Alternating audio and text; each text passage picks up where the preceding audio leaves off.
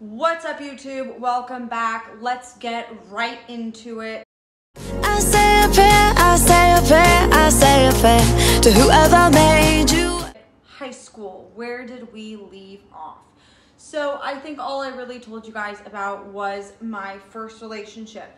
After that, my brain was processing like, this is high school. I'm not gonna marry any of these guys. So 3 weeks in, I would get a little spooked and I'd figure out or spend the last week figuring out how to get out of this relationship. Junior year came around and it was time for prom. At that point, there was no one in the school I was just interested in. Probably because I had dated the guys that I was interested in for those 3 to 4 weeks. And I was looking for some fresh meat. So a freshman came in, his name was Diego, he will be named because I love him. And he was a freshman and I asked him to prom. I don't remember it at all. I don't remember asking him, but I asked him to prom. Apparently that ruffled some feathers of the upperclassmen, but it was great. We had a great time. It was wonderful. After that, we stopped talking and my life moved on and I ended up dating him last year. So years later.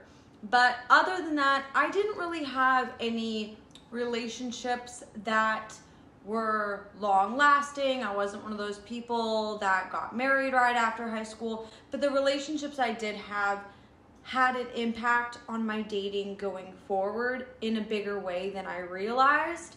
That young, I don't want to be committed situation or way of dealing with protecting myself kind of leaked into dating afterward because I still had learned these habits of committophobia. Another thing that really affected me is there was one guy that I held dear as a dear friend. He had tried to date me a couple times and I was like, no, I'm not interested in you like that. I'm not attracted to you like that. And then finally, after like 3 years was like, you know what, let's do it. And I will never forget, it's like one day all of a sudden something clicked and I saw him different and all of a sudden he was so attractive to me because of his personality, because of who he was. And he still broke up with me. I was like, are you breaking up with me? Because he knew my track record, fair.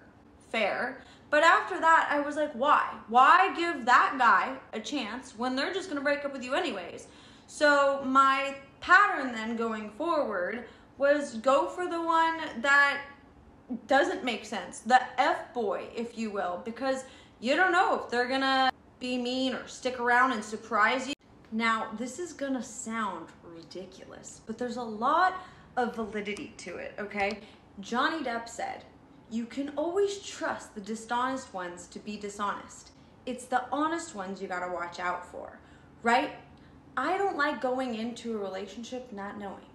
If a guy has a record of not showing up, being flaky, all these things, I know what I'm getting into. I know what I'm signing up for. I'm not shocked. When you sign up with a guy who's been persistent and consistent and is all about love, commitment, and all these things, and then they don't commit, please, honey, please. No, that hurts. That hurts because that's a shock. I'd rather not be surprised. So I was just gonna do high school, but we're gonna sneak on into college because this kind of carries over, right? So I go to college in Seattle, ironically where I am now, and I end up dating a guy who got kicked out of my high school. And you know what? He had a track record of not being loyal, of being crazy, of not being dependable, and he surprised me. He surprised me with, being consistent, being there. He wanted to be in a relationship. He was the one that didn't want to break up. And it was wonderful, but it was setting in these really bad habits for me because now I'm getting used to like this being a track record, this being a pattern for me. Like to go for the bad boy, because you never know, he might surprise you. It might end up like a romance novel and like he might be the bad boy that turned good. I watched A Walk to Remember far too many times growing up, far too many times. I wanted that bad boy that would turn good for me.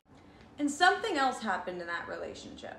The reason we broke up is because I realized we would sit around and argue about our faith, my faith, versus his atheism, all the time.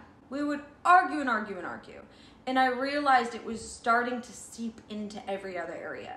And I realized that there was something to be said for not being on the same level spiritually or with big beliefs like that. And that's not something that I could live with forever. Going forward, you'll hear about how I dated Christian men that didn't do it right and dated an atheist that loved me completely right and all the other areas of our life aligned. But that was at the time something I realized was very important to me. After freshman year, during sophomore year, he and I had broken up and I moved to Boston, went to school in Boston. I was like, there's no way I'm here to party, to date, anything like that. It's a very Christian school. I didn't go there for my MRS degree, and I didn't date the rest of college. I went to parties, but I didn't drink. I was a virgin. I held all of these things very high. I held myself on a very high pedestal because I was holier than thou, because I didn't drink and I didn't sleep around and I was wifey material and I wouldn't date anything less than the best. And so I didn't date, but stick around. We're gonna get into it after this. Pride really does come before the fall. I learned a lot, I grew a lot, but those years really had an impact on me. Like and subscribe below, ask any questions. I'm so open to all of the questions. Lay them on me, I'll do my best to answer them. Thank you for watching. Ciao. I